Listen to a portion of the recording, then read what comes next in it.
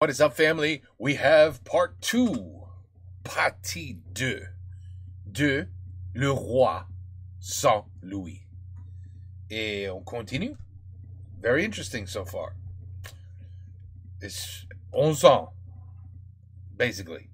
Hey, you're the king. And then, he had an uncle or something who was, because, 11 is too young, but I don't know. It's very interesting what's going on with this, and where it's going. So let's go. Let's continue. Let's continue.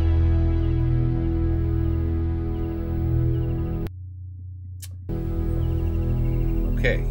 Louis IX est un homme de Dieu, mais un souverain qui doit asseoir son autorité dans un royaume toujours en fusion, voilà. Surtout à l'ouest. L'Angleterre n'a pas dit son dernier mot. Les Anglais n'ont pas supporté cette provocation, cette nouvelle flèche de Bouvines. Louis a choisi de célébrer l'adoubement de son frère Alphonse à Saumur, une ville longtemps tenue par les Anglais, sous une halle hautement symbolique, construite par Henri II, roi d'Angleterre. Les barons, au premier rang desquels le comte de Lusignan, se sont une nouvelle fois alliés aux Plantagenets. L'heure de la revanche a sonné. Le combat va avoir lieu à Taillebourg, puis à Saintes. La cavalerie française charge et le choc est terrible. Le roi d'Angleterre prend la poudre d'escampette et file à l'anglaise. C'est de là que vient l'expression.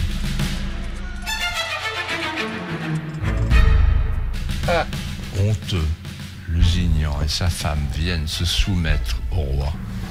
Louis, débonnaire, leur pardonne. Dans la soirée, le roi apprend que la reine Isabelle se retire dans un couvent pour noyer sa rancœur et sa haine. L'autorité de la couronne sur cette terre est assurée, mais la couronne céleste est en péril. Louis a conforté son autorité, mais une couronne bien plus importante que la sienne est en danger.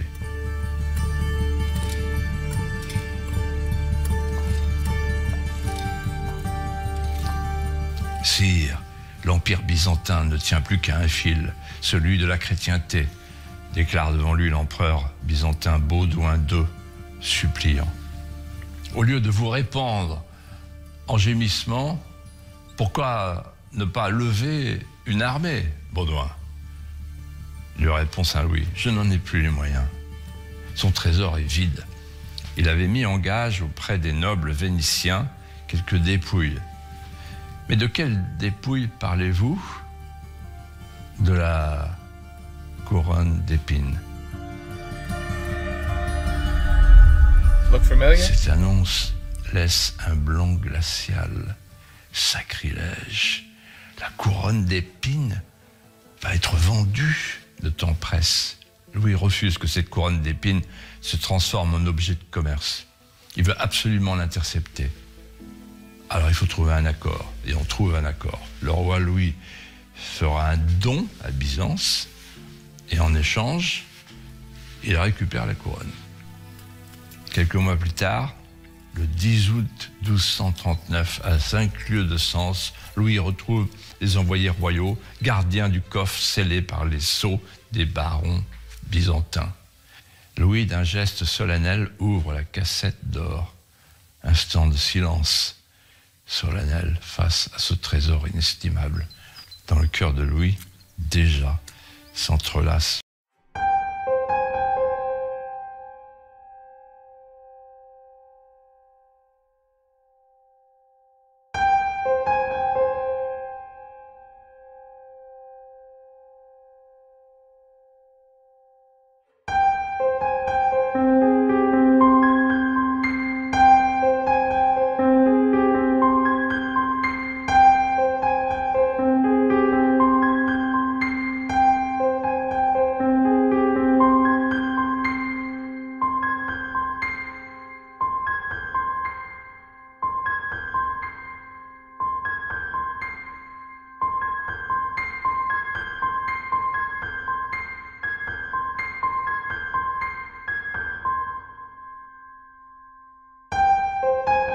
immédiatement au roi, où conserver des reliques d'une telle grande.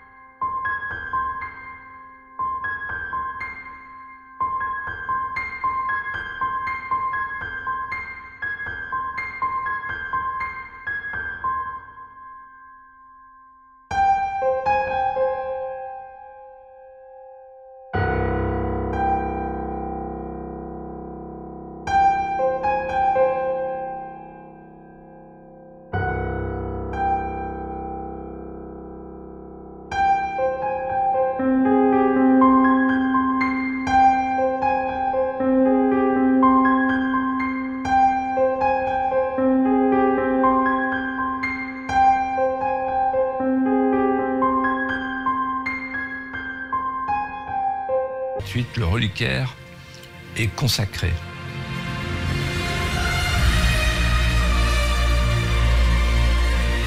Au-dessus de cette chapelle se dresse une flèche en cèdre du Liban. L'arbre de terre sainte, comme un mât, un sillage et un appel. L'appel de Jérusalem. Oh, Jérusalem, murmure le roi. C'est une lumière d'Orient que le roi a voulu capter pour la mettre en haut de cette grande verrière d'Apocalypse. Une symphonie de vers où se rencontrent les lueurs de Méditerranée, d'Égypte et de Syrie. Une retranscription physique du royaume de Dieu.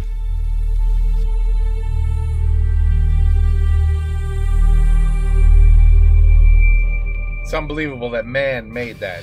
Mais l'Orient really n'est is. pas uniquement porteur de trésors C'est et incroyable. de lumière. Une nouvelle menace pèse sur le royaume. Of course.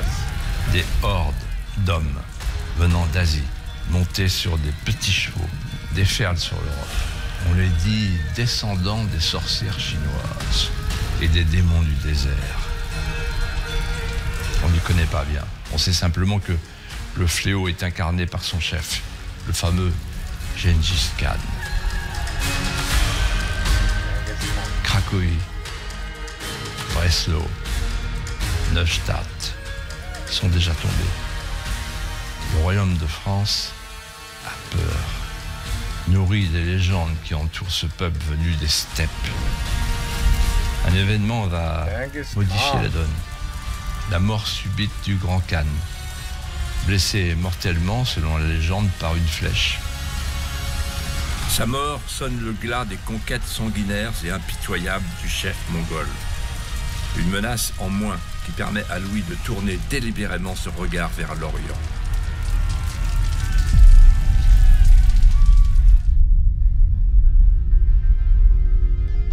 Nous sommes en 1245. À peine une menace évanouie qu'un autre péril surgit. Marguerite vient de donner naissance, dans la douleur, à un héritier, Louis. En action de grâce, le roi se rend en pèlerinage dans un lieu fascinant, Rocamadour. Dans ce village suspendu, à la falaise, la Vierge Noire, douce, triste, attend le roi. C'est en ce lieu magique, à la sortie de la grotte, que le roi apprend une terrible nouvelle. Des infidèles se sont emparés de Tibériade, Jérusalem, Ascalon et Damas. Femmes, vieillards et enfants ont été massacrés. La cité suspendue devient trouble. Louis titube, il a le cœur transpercé. Sur le retour, la nouvelle s'est répandue en son corps comme un poison. Tombe gravement malade. Une fièvre terrible. roi se meurt. C'est la fin. Alors, dans un geste de désespoir, la Reine Blanche dispose des saintes reliques sur le corps de son fils, dans le murmure des prières des agonisants. Toute la famille royale est présente. Pleure ce roi, encore si jeune. Louis se voit lui-même partir. Il adresse une dernière prière. Nous voilà entre les deux Jérusalem, la céleste et la terrestre. S'il advient, Seigneur, que je revienne de la première, j'irai de ce pas délivrer la seconde.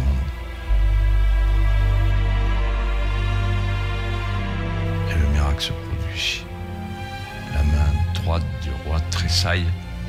Le mouvement de son corps fait sursauter les évêques présents, dont le cœur était déjà en deuil. D'un signe, il leur demande de laisser la croix sur sa chemise. Cela a un sens pour lui. Blanche, pétrifiée, a compris. Son fils va survivre et décide véritablement, s'il se rétablit, de se croiser. Sa mère lui demande aussitôt de renoncer à son projet. Les évêques le supplient également. N'y allez pas. Louis persiste. Le roi est décidé. À peine sauvé, He is Jesus. il veut se mettre en marche. He's basically Jesus.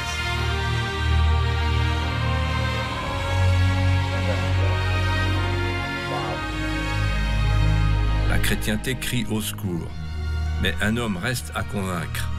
Le pape Innocent IV, jusqu'alors opposé à la croisade. Une rencontre est fixée. Elle aura lieu en novembre 1245 à Cluny. Le 30 novembre précisément, l'escorte royale entre à cheval sous le porche de l'abbaye de Cluny. Toute une armée accompagne le roi. Le pape l'attend. Les cardinaux sont coiffés d'un nouveau chapeau écarlate, symbole qui signifie qu'ils sont prêts à verser leur sang pour l'Église. Le pape, lui aussi, a aligné son armée.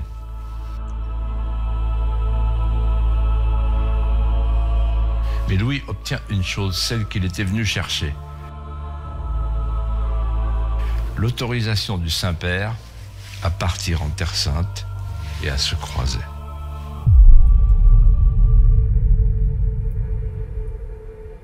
Louis est à Royaumont, jour de deuil. I just realized this thing's in French. I'm trying to help the people who can't really speak good, can't understand good French, and here I am giving them French subtitles. La la la la la la. I did it again. Oh la la. What a disaster. What a disaster. All right. How about... Shit, what have I done now? What have I done now? Where the hell's auto? Oh my goodness. I screwed the whole thing up. Wow. What the hell did I just do?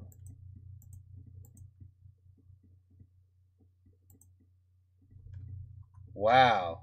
Oh, here we go. What a dope. What a dope. Yeah, there's English. Not that the English is, not that these subtitles are good, but at least you got something to work with. Aïe, aïe, aïe. Here I am feeding you French with French. Venu chercher. Bon. L'autorisation du Saint-Père à partir en Terre Sainte et à se croiser. Yeah. Louis est à Royaumont, jour de deuil. Il enterre un de ses enfants, Jean, mort quelques jours après sa naissance. Un nouveau malheur qui ne détourne pas le roi de son idée de Terre Sainte. Au contraire, il est justement en train de régler les derniers détails logistiques, à commencer par l'itinéraire à prendre. La terre ou la mer. La navigation a fait d'immenses progrès. Mais le royaume de France ne possède pas de port. Il faut en construire un. Une terre de marécage, de sable et de sel est choisie. Aigues-Mortes, la baie des eaux mortes. Bientôt, on voit s'élever la tour de Constance et les murailles du fort. Mais cela ne suffit pas, il faut une aide humaine. Partout, ce n'est que refus. L'Allemagne et l'Italie recrutent leurs hommes pour leur propre croisade. Louis est seul. Il va avoir recours à une ruse. Le soir de Noël, Louis offre, dans la pénombre de la nuit, aux seigneurs et aux chevaliers un nouveau manteau. On s'empresse de le porter. Mais ce n'est qu'au petit matin, au premier rayon de lumière, que se révèlent les croix brodées d'or sur les épaules des soldats. La décence leur interdit de découdre cette croix. Et voilà, enrôlés par surprise.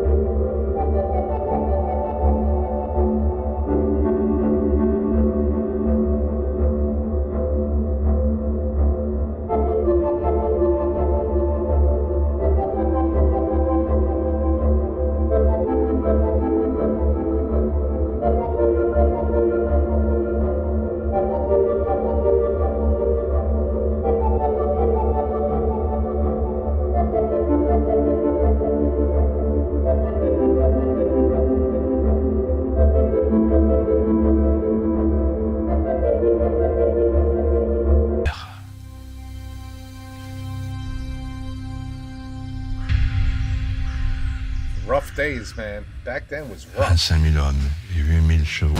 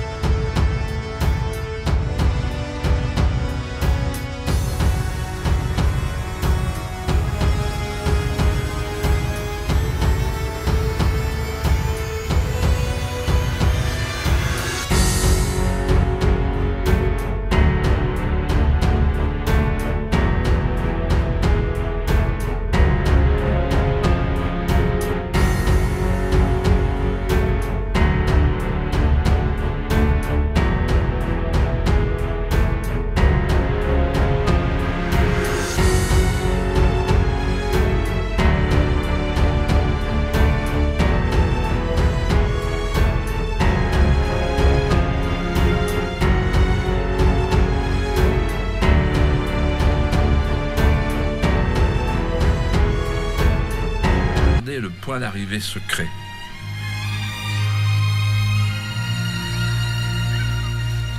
Le 4 juin 1249, la terre approche. Du bateau on crie « Damiette en vue! Damiette en vue !» C'est en Égypte, dans cette ville à l'embouchure est du Nil, que Louis a décidé de poser pied pour rejoindre ensuite Jérusalem. Louis a visé le delta du Nil. Son objectif, et affaiblir les importantes forces sarrasines qui y sont concentrées.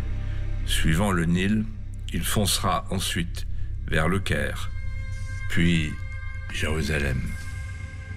Louis et ses soldats s'apprêtent déjà à combattre. Ils entendent les trompettes et les tambours mêlés aux cris des Sarrasins et au chant du muezzin. Louis revêt sa cotte de satin bleu. Il s'adresse à son armée. Mes fidèles amis, nous serons invincibles si nous demeurons inséparables. Si nous sommes vaincus, nous monterons tous au ciel comme des martyrs. Si nous triomphons, au contraire, la gloire sera celle de toute la France, peut-être même de toute la chrétienté.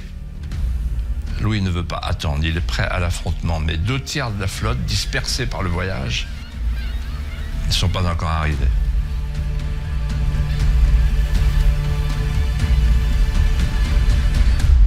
La nuit, les croisés, faute de prêtres, se confessent entre eux et craignent le pire.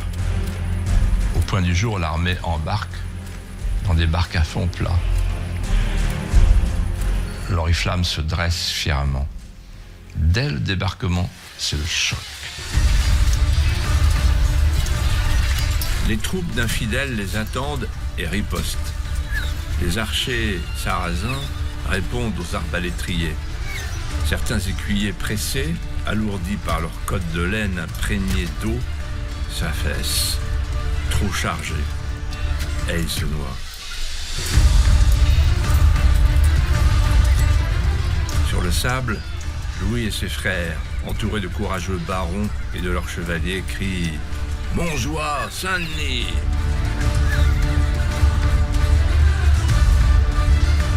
Peu à peu, l'armée mahométane succombe sous cet essaim de guêpes et s'enfuit. La bataille tourne à l'avantage des croisés.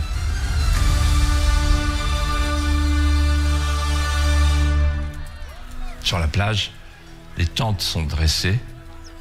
Celle de Saint-Louis est rouge. Il voit au loin la ville de Damiette et il s'inquiète. Il s'attend à une contre-attaque imminente. La nuit est calme. Pourtant, au petit matin, 2 messagers, des chrétiens coptes, se présentent. Damiette a été abandonnée. La cour et l'armée se sont retirés à Mansoura. La voie vers Damiette et la terre de promission semble libre.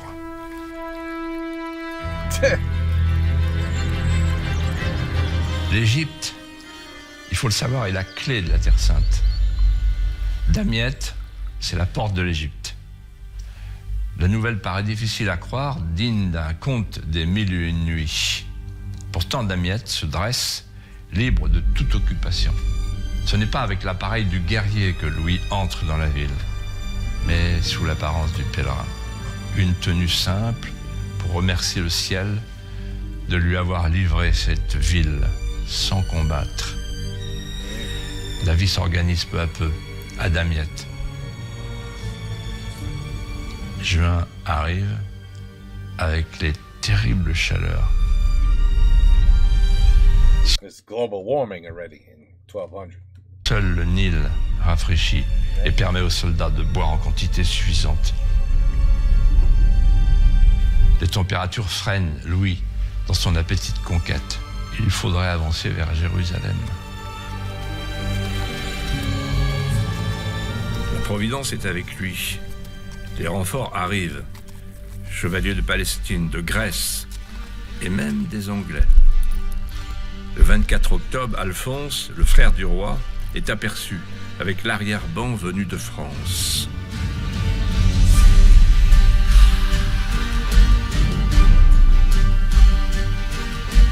Les troupes se mettent en marche, longeant le fleuve.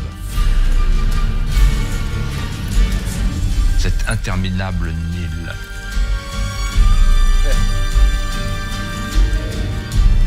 Le 21 décembre 1249, après 31 jours de marche, on atteint Mansoura. Mais un bras du Nil les sépare de la ville. Large comme la Marne, profond, le fleuve est infranchissable. Louis ordonne la construction d'un gué. En face, l'ennemi a compris la manœuvre. Ses troupes lancent d'abord de grosses pierres, puis des javelots, puis des flèches sur les terrassiers français. Enfin, il déclenche le feu. Le feu glisse sur le Nil. La terreur parcourt les rangs. C'est la panique. Louis prend sa décision. Tenter la traversée en force. Robert, son frère, vient le solliciter. Louis, accordez-moi l'honneur de marcher le premier. Je vous l'accorde, Robert, mais je connais votre trempe. Je vous recommande de rester prudent. Je vous promets, sur les évangiles, que je serai prudent, répond Robert. Mais Robert oublie vite son serment de prudence. Louis l'aperçoit au petit jour. Il charge les Sarrasins sur l'autre rive. Repris par le démon des batailles, il s'engage dans la ville à la tête de son avant-garde et pénètre jusqu'au palais du sultan. Soudain, une grêle de projectiles et de flèches s'abat sur lui et sur ses hommes. Robert a payé de sa vie le prix du sacrifice. Dans son sillage, 300 chevaliers sont morts. Louis est dévasté. Il pleure la mort de son frère. Il s'en veut de l'avoir laissé partir combattre avec les éléments de tête. Le deuil rôde chez les croisés. Le doute aussi.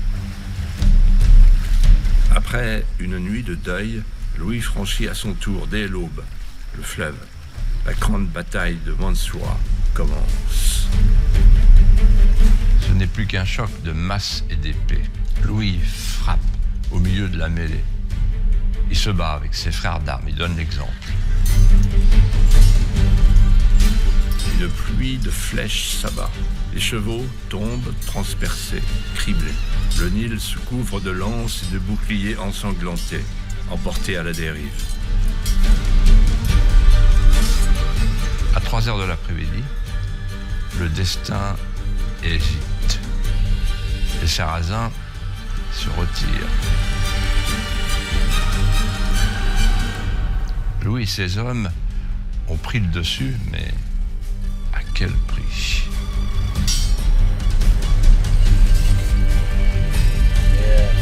Les pertes en hommes et en chevaux sont irréparables. Les cadavres ont corrompu l'air et propagé des maladies. La fièvre s'installe dans les rangs. Louis lui-même tombe malade. Encore. Les croisés s'affaiblissent de jour en jour. À l'approche de Pâques, le 27 mars 1250, la famine commence à sévir. Louis offre de rendre Damiette à condition de restituer le royaume de Jérusalem. Mais le sultan répond avec cynisme: « Mes corps de bataille qui fondent sur vous portent 3 noms: Mamelouk, maladie et famine. Bientôt nous négocierons avec vous au paradis d'Allah. » Il ne reste plus d'autre option que d'opérer un demi-tour. Retourner à Damiette. Dans cette retraite qui débute, vont les poursuivre encore. Relentless. Relentless.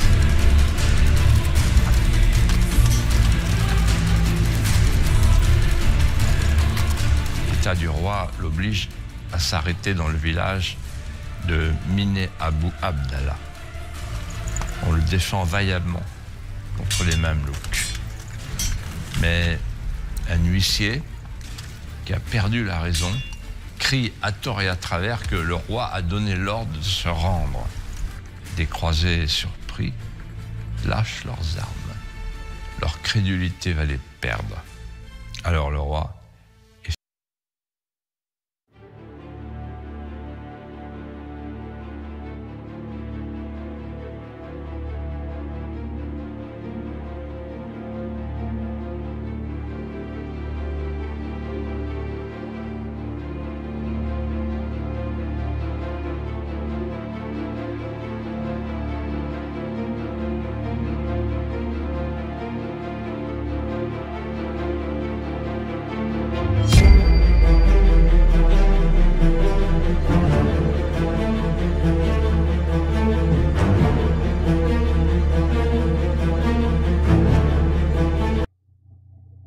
perfect place to stop, I think. Perfect place to stop. This will be part 2. And then we'll just do one more. Tomorrow, I'll try to get it done. We'll have part 3. Et voila. The most amazing king of France. King Louis. What a story so far. And this narrator, the guy telling the story, he tells this so damn well. He's got the perfect voice. I mean, this is like, he really keeps you like, what's going to happen now? I wonder what's going to happen now. What are they going to do now? Is he going to be okay? Like he, keeps you in it. Anyway, I can't wait to do part 3. But unfortunately, il faut aller dodo. Il faut faire un dodo. But I'll try again tomorrow. Okay? Voilà. Part 2. The Philippe de Villepin, that's the guy, the channel. I believe that's the channel. Rencontre sans Louis. Et voilà. Part 2 complet. Take care. Peace out. À la prochaine.